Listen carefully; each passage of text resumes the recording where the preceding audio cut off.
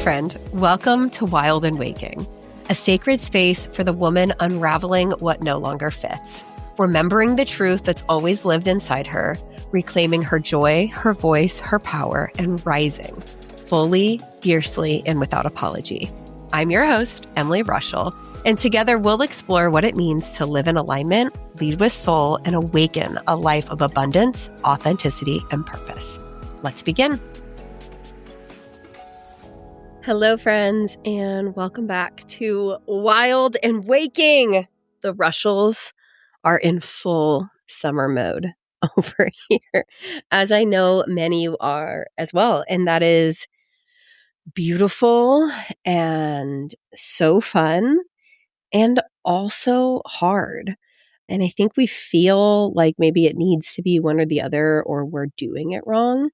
But so much of what I'm experiencing this week, and just even a lot of conversations I've been having with friends and clients and women in group programs, is like the tension that they're feeling in the in-between, whether it is between being present with their kids and work, whether it is in the messy season of what they're currently deconstructing, but not quite on the other side, whether it is they themselves have gone through like such a big expansion and evolution, and they're trying to figure out how to reiterate their work to reflect that. Or like for me, I'm still very much in the postpartum stage. 4 months postpartum is always my hardest month. Always, always, always my hardest month. I experience a lot of rage in my body. I experience a lot of grief, and sadness really doesn't even feel like the right word, but just like, yeah, I guess for lack of a word, sadness.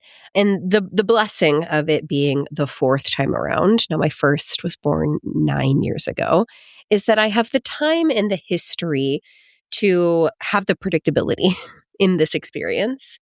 And so it feels right on time.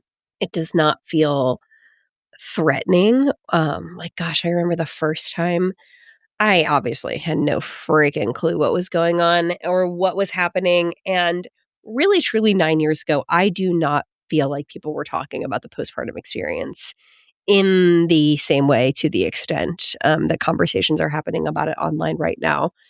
But I was just so full of rage. I thought that everything was just so hard. I just like wanted to pack up and run away, even though that's not actually what I wanted. So anyway, over the past week and a half, I have had some very intense panic attacks, which is something I'm not normally accustomed to.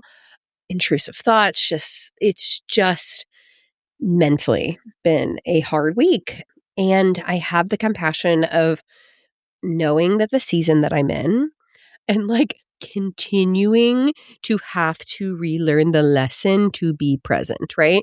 My pregnancy last year was totally kicked my ass. And I had this expectation loosely that on the other side of the pregnancy, things were going to start coming together. And in so many ways, they have.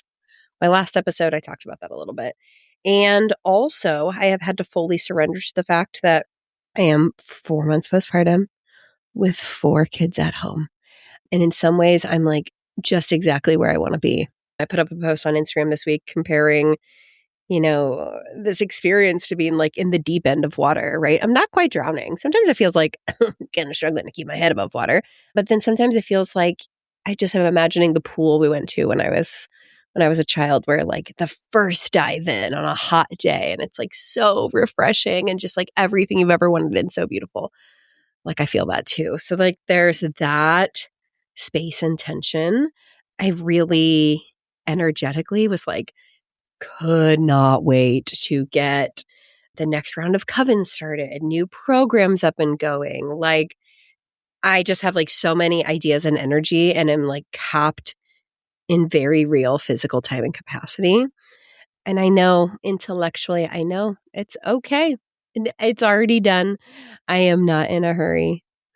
And also I'm still, fighting the programming that's like, I want to do this. I should be doing this. I could be doing this. And that is incredibly disorienting. And the number of people I got messages from who are like, either I am totally in that exact season because I am postpartum. Or even more than that, so many messages and comments are like, I am not in that physical season at all, but energetically, I am so right there with you. In the in between, in the overwhelm, in the like, wow, I am expanding. I am learning a lot of lessons. There's so much happening here. I'm low key drowning and it's really hard. And also, like, everything's fine. This is fine. I'm fine. And actually, it's great. So it's just been interesting. And I just have to keep laughing. Like, how many times do I get to learn this lesson? But interestingly enough, I had a reading, an astrology reading with my friend Leslie last week or so. And we have gotten connected through a friend, like towards the endish of my pregnancy. So we've known each other a little bit, but she doesn't have like an incredible amount of historical context of like what has happened over the past 5 or 10 years of my life. And she was looking at my chart and explaining these house placements and transits. And guys, this is still a foreign language to me. I'm doing my best here. And she was like noting like very specific months or moments in time and like these things that have happened. And I'm like, wait, what? It was like I could pinpoint exactly what had happened in my life when this was happening, which was so cool. I also had the realization this week as I was reflecting back on like months 4 into 5 postpartum with each of my kids and how they were so by a landslide, some of my hardest months, but also like a portal of initiation into the next era. You know, with my first, I was a teacher at the time when I was pregnant and when I had him. And in that time period, I just so happened to be scrolling Facebook and see an ad for a local YMCA and got full body chills, like lightning went through my body, applied, interview, got the job, changed careers in a way that I was like not looking for, but ultimately was the catalyst for everything that was to come.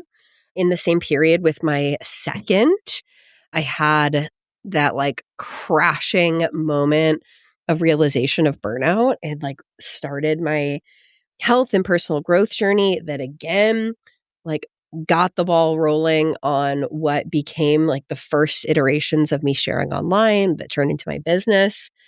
And then in that time period with my third, I remember like one night in particular being awake at night and just, I've told this story so many times, but feeling like I was wearing a big, heavy sweater and like there was fireworks under my skin and there was something I was meant to say or do or understand.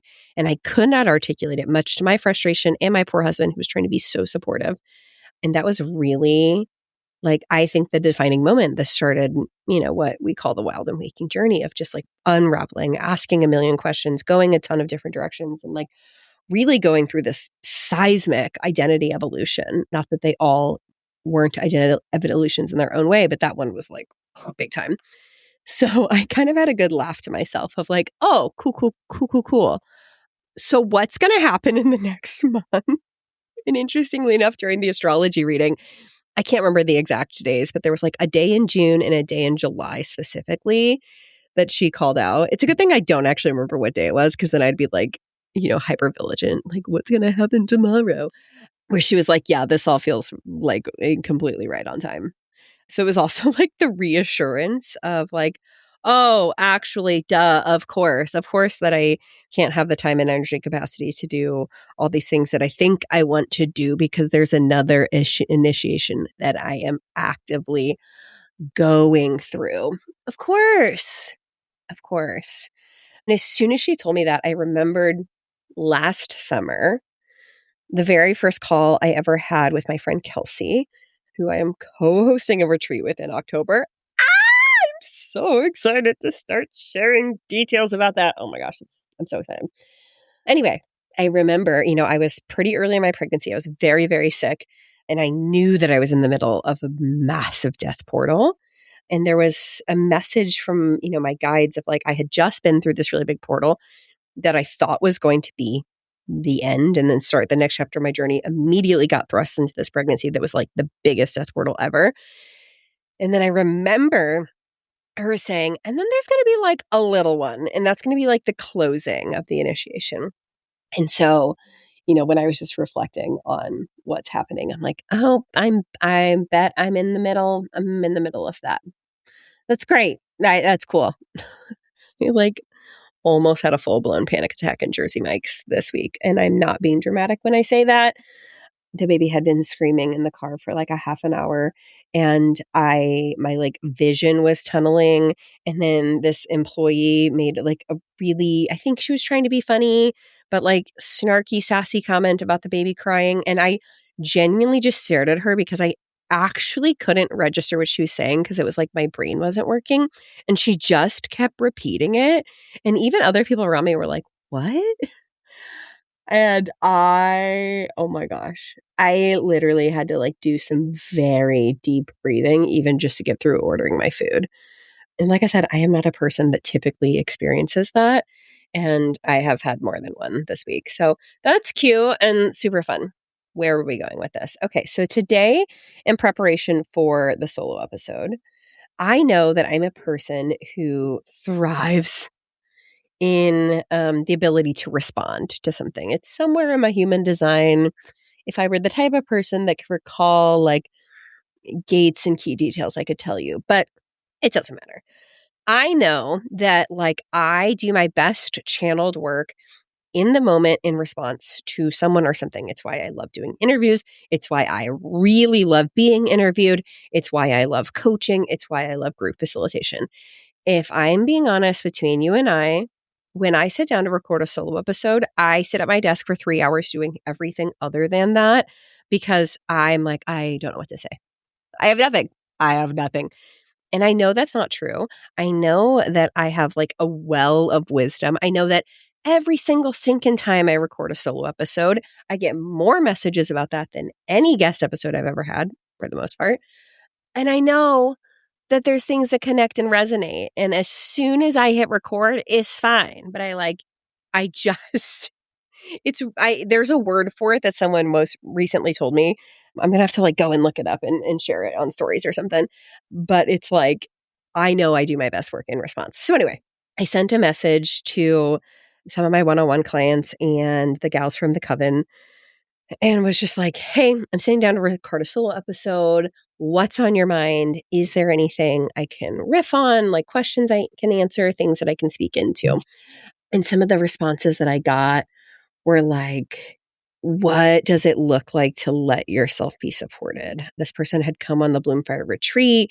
We did group Reiki, which is such a powerful experience, like letting other people hold the space for you, not having to like process and navigate things alone, like the ability to receive and not have to be the strong one all the time, asking for help, which is something that every woman I know for the most part is continuously processing and evolving. What does it look like to allow people to see you in your healing and in your growth journey? What does it look like to build, especially in-person community? That has been something that has been so on my mind over the past couple of months. Oh my gosh. Literally there were so many things they said back. I'm like, do I read this list or do I just start like riffing on one of them, or do I give you a little micro dose and then come back to them all individually? There was conversation about on the topic of being supported, and in real life community, there was someone who was just feeling almost like a grief and frustration around, she's like, I have these good in-person relationships, friends I've had for many, many years. We love each other so deeply. We have a great time. Nothing's wrong. But I feel like I'm the only person who is on a growth journey. I feel like I'm the only person who wants more for my life. I feel like I'm the only person who wants to have like really deep conversations, not even necessarily just spiritual, just like very soul level, truth filled, like hard conversations. And like we have such a beautiful online community and retreats are great, but not being able to be seen and witnessed in that way on a regular basis was feeling very hard for her at that moment. And that I would say that if you are a regular listener of this podcast, you probably identify with that in some capacity. And that is really an area where I would like to grow into also. I'm so grateful for this beautiful thing called the internet that has connected us together and helped us find mirrors and people to challenge us and mentors to learn from and communities to be a part of. But it's straight up not the same of having people who are on a journey like this that you can invite over on Sunday afternoon or have over for your birthday or your kid's birthday party, you know? And so I think that that is really part of our next evolution as a community is what does it look like to keep nurturing this journey within ourselves and also invite other women in our physical spaces into this. And I know someone is having this like immediate reaction of like, oh my gosh, no way. There is like not a single other person. The things I'm thinking about are too weird, too much, too out there.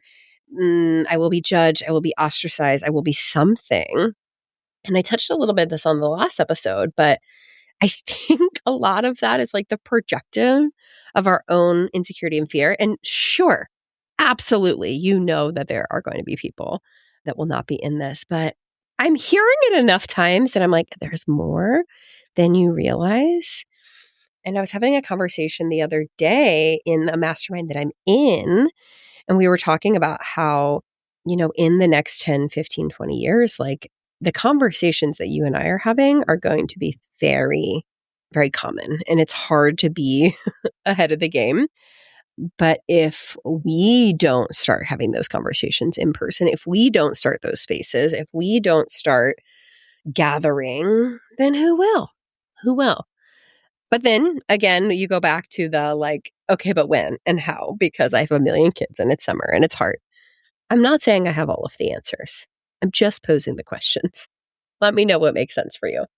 On that topic, another thing that came off, kind of spinning off that conversation, is when you are in the middle of holding the tension of that more, and whatever that looks like, more joy, more money, more purpose, more alignment, more community, having the craving and the intention and the desire for that without losing the gratitude for this big, beautiful, wonderful life that we already have.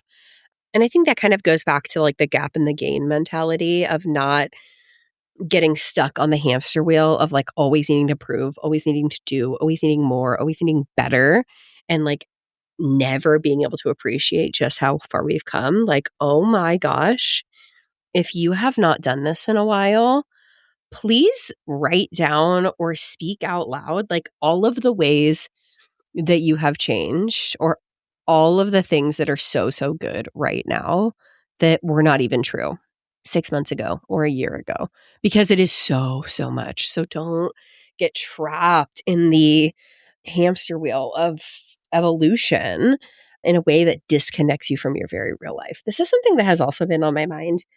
You know, I have come into relationship with and have followed so many people in like different flavors of spiritual spaces, right?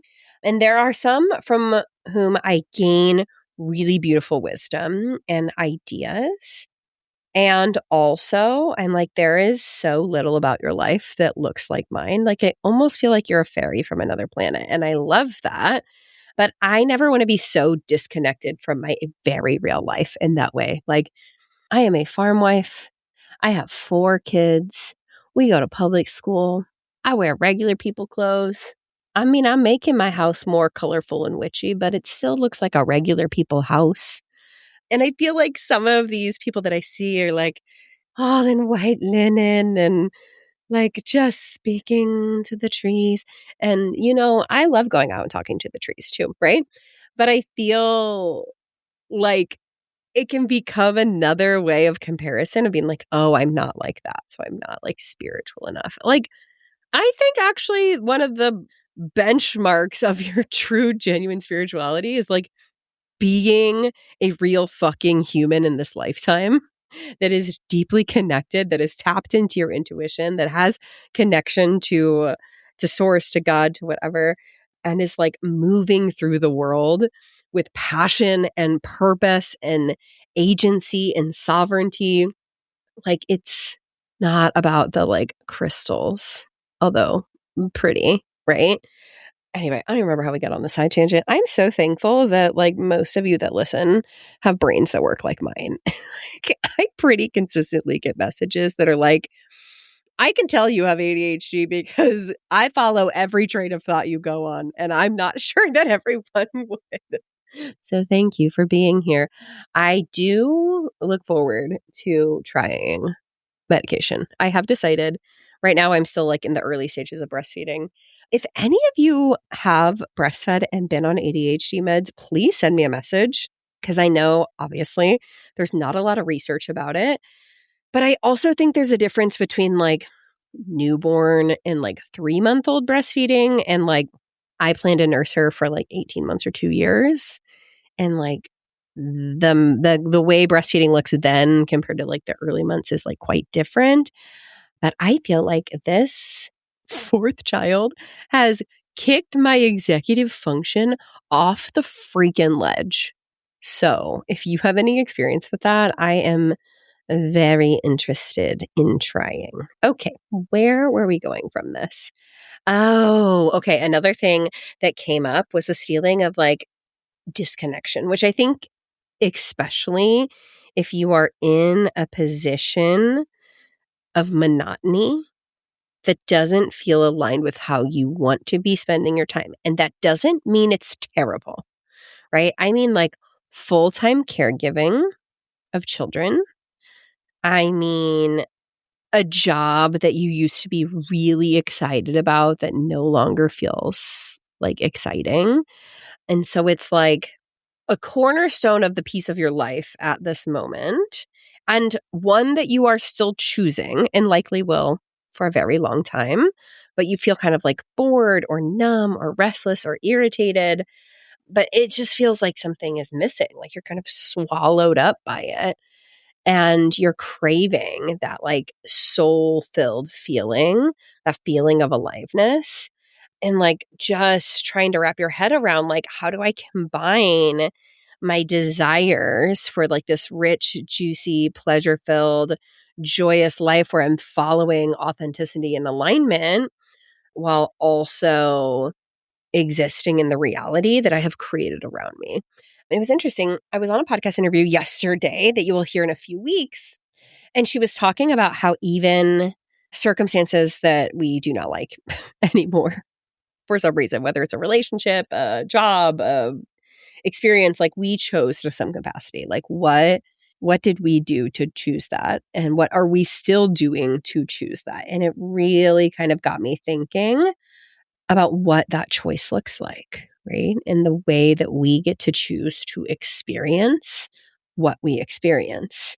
And so, even in the context of the things that feel unchangeable, what can change about them? And I think that this is more of like a mindset thing. This isn't just like, oh, just decide to be happy and you will be happy. Like, that only goes so far, my friends. I do think there's something to be said with like changing the ritual of your day, with changing the flow of how it functions. And yes, there are some like reframing and like very specific mindset pieces. An episode you'll hear in August from Tracy Stanley. She has a book coming out called Living Ritual. And she talks about like how to integrate the sacredness into your very real everyday life. And one example she gives is like the ritual of doing the dishes or folding the laundry. And so, yeah, to some extent, like maybe there are some big changes that need to be made. Maybe it is like actually making the decision to change the job. Maybe it actually is the decision to asking for help and pursuing childcare and like pursuing the business that you've wanted to start. Or maybe it is like zooming all the way out and being like, what can actually look different with the way that I'm dedicating my time and my energy. One thing that has been on my mind a lot lately that seemingly came out of nowhere. So if you've been here for a long time, hi, I love you. You might remember that I facilitated a habit challenge called You Do You 82. I started back in 2021. It was all about honoring where you are in the season that you are in, figuring out what you really need, and committing to 6 habits to intentionally build or break through the lens of progress over perfection for 82 days. And there has been something that's like okay, it's not that, but like, what can we take from that to really like wave some magic fairy dust on and revitalize to match what I know now in this season? Looking back on that, like, there are so many things that I'm so proud of and that are still very, very clear through lines in the work and understanding and teaching of what I'm doing today, even more so than what I realized at the time. But I do feel like, 5 years down the road, like I know a lot more now. I know a lot more about myself. I have evolved in different ways. Different things are important to me. I'm motivated by different things. And also, I do love some external motivation and a gold star. So I think that one thing that has been on my mind is revitalizing that in a whole new way. So stay tuned. Let me know if you're interested. It feels good. It feels good, especially on the other side of postpartum, to have something to like come together and do and to put into practice some things that I have been dabbling in, but want to be more consistent to like really integrate them. Again, to feel the way that I want to feel and live the way that I want to live. Okay, another thing that came up was staying connected to your personal mission and values when the world feels heavy. And my immediate gut reaction when I said that or when I saw that was like, your mission and values matter more than everything when the world feels heavy. Like, I believe for me right now, what is happening in the world around me and like the heaviness and the exhaustion and the frustration feels like fuel and ignition to live my life's mission, my purpose, and my values even harder. It has like given me permission to double down on them in a big way. And not to say that I was ever disconnected from my values. I just think that when everything's fine, everything's fine. And we just kind of like wade through niceties and through the like status quo, right? But when instead of getting swallowed by the heaviness and injustice and fear and chaos, as it's easy to do, and as I see a lot of people doing, like, I think it's our call, you and me, to stand the fuck up and show the fuck up in our alignment, in our purpose, in our mission, in our values, in our truth, in our light as the world is burning. And of course, that has to be also met with being poured into in that like reciprocity. That has to be met with being whole and filled and nurtured, right? This isn't like the bleeding warrior is not cute, right? This is not like burn yourself out to like make up the light for everyone else. This is being so grounded and true and nourished and healthy and like connected that you like double down and radiate in a way that magnetizes and awakens and activates and potentially triggers people into their own initiation, into their own truth, into their own journey, into their own raveling, into their own questions. Which is interesting because I feel like that goes perfectly into the next thing that came up. Someone who has been in the coaching space with me, or I have, worked with for many years. She's like very much on the other side of a lot of like the like religious deconstruction, the good girl deconstruction, the expectations deconstruction, the like, she's definitely coming into her own. And it's like, I can't remember the exact phrase that she said, but she was like, taking apart one thing has led to everything. Like one thing opens up and then it opens up 10 more questions.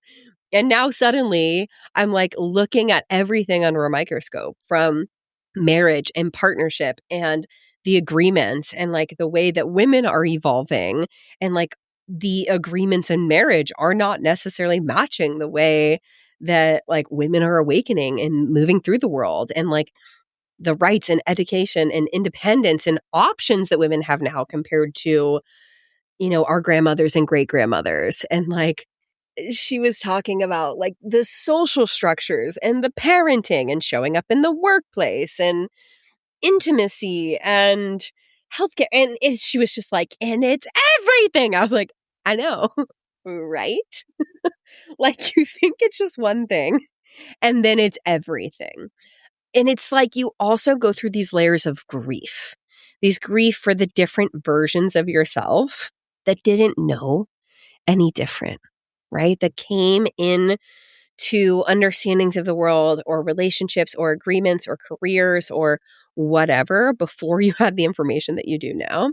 And there was then she and I were chatting back and forth. And she said something, maybe an astrologer or something had said to her as she was just kind of feeling this, like almost being pissed about what she didn't know. And this like rage of like wishing things were different and this feelings that everything she's going through.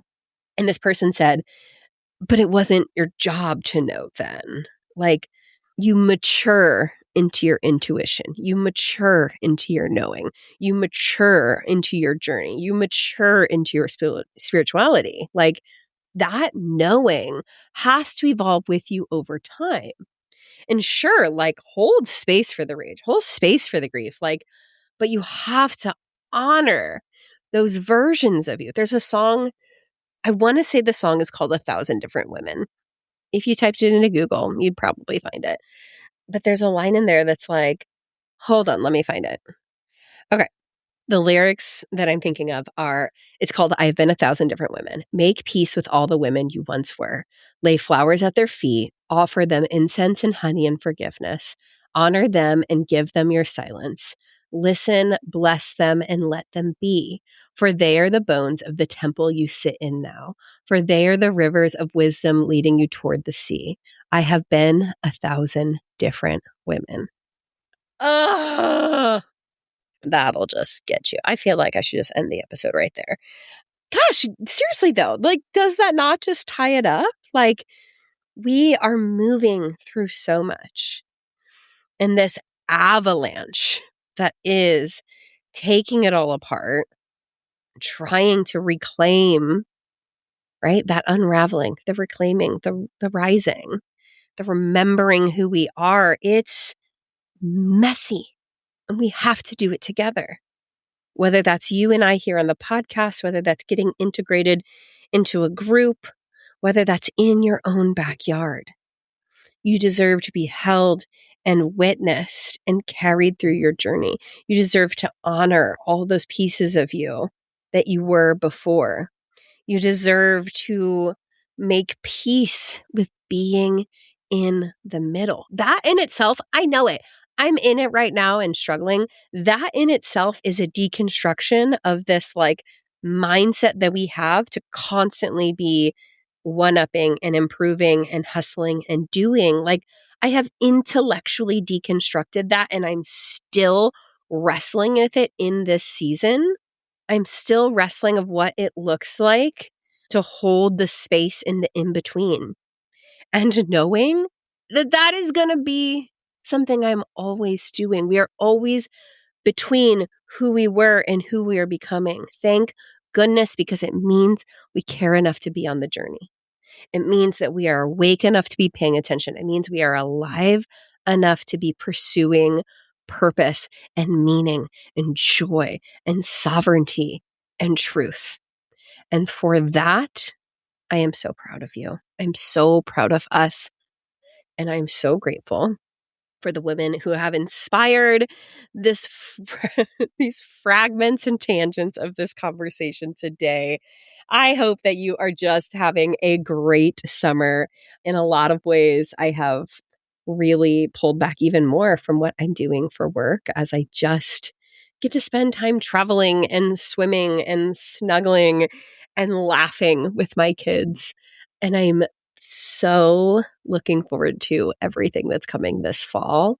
The Coven will be relaunching right around the time we go back to school. Kelsey and I will be sharing more about our retreat very, very soon. I have new experiences with one-on-one mentorship, new group programs in the works. And hey, maybe a revitalized habit challenge that maybe you will be listening to this and I will have manically ADHD already put it together between now and then. And you can just laugh at me. But yeah, if anything in this episode sparked something for you, please, please, please, please, please reach out and send me a message. It is truly the best. Sometimes podcasting can feel like speaking into the abyss. And so when I get messages back, I'm like, oh, yes, it's just so helpful to hear what's resonating, what you're moving through, what questions you have that inspires future episodes. So let me help you and share what's going on in your world so we can all move through this together. Anyway, I love you so much, and I am so forever grateful for you. Hey friend, I hope this conversation sparked something real in you, something that feels like truth, curiosity, or the courage to keep becoming. If this episode resonated, I'd love for you to share it. Take a screenshot, post it to your stories, or send it to one of your friends. You can always find me over on Instagram at Emily Rushel, where I love continuing these conversations and hearing your takeaways. Truly, your DMs are one of my favorite parts of podcasting, so don't be shy. I'd love to reflect and connect with you over there. I'm so grateful to be surrounded by a community of women who ask hard questions, sit in the discomfort of the unknown, blaze new paths forward, and ultimately come home to their wild and waking selves. See you next week.